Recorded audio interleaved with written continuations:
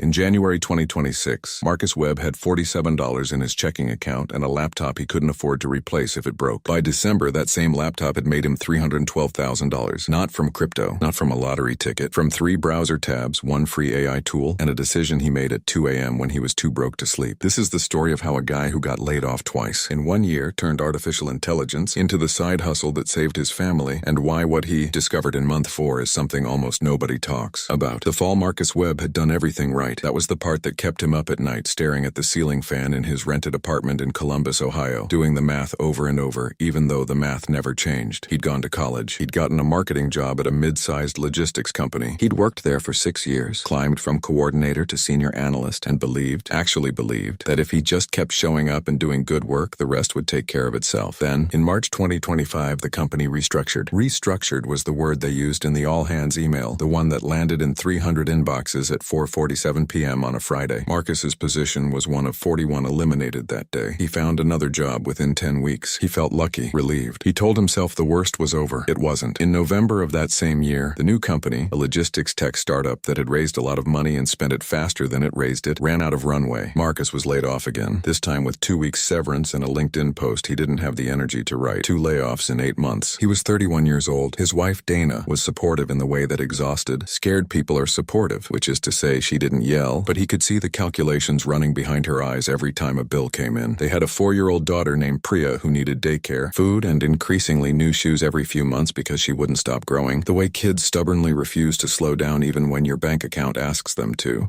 By January 2026, Marcus had applied to over 200 jobs. He'd had 11 interviews. He'd gotten 0 offers. The market for marketing analysts, it turned out, was flooded. Every company doing layoffs had dumped people exactly like him onto the same job boards at the same time. That was the month his checking account hit. $47. The 2 a.m. decision. Marcus wasn't a tech person. He wasn't a side hustle guy. He'd rolled his eyes at coworkers who talked about passive income and digital products. But at 2 a.m. on a Tuesday in late January, scrolling on his phone because sleep wasn't coming anyway, he watched a video, almost by accident, about someone using AI tools to write product descriptions for small e-commerce stores. It wasn't flashy. It wasn't a guru promising 6 figures by Friday. It was a guy in a hoodie explaining in a kind of bored, practical voice that small business owners hated writing product copy, that they'd happily pay $15 to $30 per listing for someone to do it well, and that AI could now produce a strong first draft in seconds, which meant the real skill wasn't writing from scratch anymore. It was editing, prompting, and understanding what actually sold. Marcus didn't fall asleep that night. He opened his old marketing notebooks, the ones with customer psychology notes from his old job, the stuff about pain points and emotional triggers and how people actually decide to buy things. He realized something nobody in that video had said out loud. AI didn't replace the skill he already had. It removed the part of the skill that took the longest, typing, and left him with exactly the part he was good at, knowing what makes a person stop scrolling and buy. He had $47 and a laptop. He had Claude open in one tab, a freelance marketplace open in another, and an empty Google Doc in the third. That was it. That was the whole operation. The first dollar. His first gig paid $40. A woman selling handmade ceramic mugs on Etsy needed 8 product descriptions. Marcus used AI to generate fast first drafts, then spent 2 hours per listing reworking the language, cutting the generic, beautiful, handcrafted mug, perfect for your morning coffee lines that AI defaults to, and replacing them with specific sensory, story-driven copy. The weight of the mug in your hand, the way it kept coffee warm through a whole work-from-home morning, the small thumbprint texture left by the potter. The client loved it. She left a 5-star review within a day. Marcus made $40. It felt like nothing and everything at the same time. $40 wasn't going to fix anything, but it was the first money he'd made that didn't come from an employer telling him his job no longer existed. It came from him, from a skill he controlled. He took the $40 and didn't spend it. He used it to buy 1 month of a better AI subscription, the kind with longer context windows and more capability, betting on himself before he'd even proven the bet was good. The grind nobody posts about. Here's the part of Marcus's story that most people skip when they tell it, because it's not exciting, and excitement is what gets clicks. For the first 10 weeks, Marcus made an average of 380s a week, not life-changing. Some weeks he made $90. 1 week he made $640 and felt like a genius. The next week he made $110 and felt like a fraud. He was rejected by clients constantly. He sent 40 proposals to land 3 jobs. He worked nights after spending his days still applying to real jobs, because he didn't yet trust this new thing enough to call it real. Dana watched him hunched over his laptop at 11 p.m., and one night she asked him, gently but honestly, if this was worth it, if he was chasing something that wasn't going to pan out while missing other opportunities. It was a fair question. He didn't have a good answer yet. He just said, give me until summer. What kept him going wasn't confidence. It was the math. Even at $380 a week, that was $1,520 a month, money that hadn't existed in January. And every week, the work got faster. What took him 2 hours in week 1 took him 40 minutes by week 8 because he'd built something almost nobody else bothered to build. A system, a repeatable process, a set of prompts, refined over and over, that captured exactly how he wanted AI to draft things. So he spent less time generating and more time doing the part only he could do. The judgment, the persuasion, the human read on what would actually make someone buy. The pivot in April. Something happened that changed the trajectory entirely. A client, a small skincare brand owner named Renata, asked Marcus if he could also help with her email marketing, not just product descriptions. He said yes before he'd fully figured out how. That night, he used AI to map out an entire welcome email sequence, 5 emails, each with a different psychological job: building trust, telling the founder's story, addressing a common objection, creating urgency, and finally making the offer. He used his marketing background to direct the structure and the AI to draft fast. He sent it to Renata at midnight. By 9 a.m., she'd replied with one line, "This is better than the $3,000 agency I used to pay." That was the moment Marcus understood what he'd actually built. It wasn't a gig where he sold AI-written content. It was a service where he sold outcomes, using AI as the engine, but selling the thing that engine alone couldn't produce: strategy, structure, and an understanding of human behavior. He raised his prices. Not by a little, he doubled them. He expected to lose clients. He didn't lose a single one. Renata told 2 other business owners. Word moved the way it always moves when something actually works, quietly, person to person, faster than any ad campaign. The system be June 2026. Marcus had stopped applying for real jobs. He had 12 recurring clients, small business owners, mostly in e-commerce, coaching, and local services, paying him monthly retainers for content, email sequences, and product copy, all built on the same core process. AI for speed, Marcus for judgment. He built templates. He built a simple onboarding form that captured everything he needed to know about a client's voice and customer in 15 minutes instead of a 2-hour discovery call. He started treating it like an actual business, not a desperate side project, tracking his hours, calculating his real hourly rate, and firing the 2 clients who paid the least and demanded the most. This is the part Marcus says people get wrong about AI side hustles. They think the AI is the business. It isn't. The AI is the typewriter. The business is everything Marcus already knew about why people buy things, sharpened, not replaced by a tool that finally let him work at the speed his brain already moved. By August, his monthly income from the side hustle passed what he used to make at his old marketing job. By October, it passed what he made at both old jobs combined. The number by December 2026, 11 months after that 2 a.m. video, 11 months after $47 in his checking account, Marcus Webb's side hustle had generated $312,000 in revenue for the year. Not pure profit. He'd brought on a part-time editor by then, and he paid for better software. But after expenses, it was still more money than he and Dana had ever had in a single year, made from a business that hadn't existed when the year began. He didn't quit job hunting because he found a miracle. He quit because he built something steadier than any job offer could have been, something that didn't depend on one company's decisions, one manager's mood, or one quarterly earnings call. Priya got her new shoes without anyone doing math first. Dana stopped running calculations behind her eyes. And Marcus, the guy who used to roll his eyes at side hustle talk, became, without really planning to, one of the quietest, most boring success stories in a year full of people screaming about get-rich-quick schemes that didn't deliver. What Marcus would tell you if you talked to Marcus Webb today. He wouldn't tell you that AI made him rich. He'd correct you actually every time. He'd tell you that AI removed the slowest, most exhausting part of a skill he already had, and that the only reason it worked is because he didn't stop at the AI's first draft. He treated it as raw material, not a finished product. He'd tell you the first 10 weeks were the most important part of the story, even though they were the least impressive, because that's where he built the system nobody could see, the one that made everything after it possible. He'd tell you the turning point wasn't AI getting smarter. It was him asking a harder question of an existing client, saying yes to something slightly outside his comfort zone, and figuring it out in real time instead of waiting until he felt ready. And he'd tell you the part almost nobody wants to hear. It wasn't fast, it wasn't easy, and for 10 straight weeks it looked like it might not work at all. The $312,000 didn't come from one good idea. It came from showing up after the bad weeks, the 110 weeks, the weeks where Dana asked if it was worth it and he didn't have a good answer, and choosing every single time to keep going anyway. That's the whole story, not magic. Not a shortcut. Just a man, a laptop, $47, and a decision at 2 a.m. that he refused to walk away from until it worked.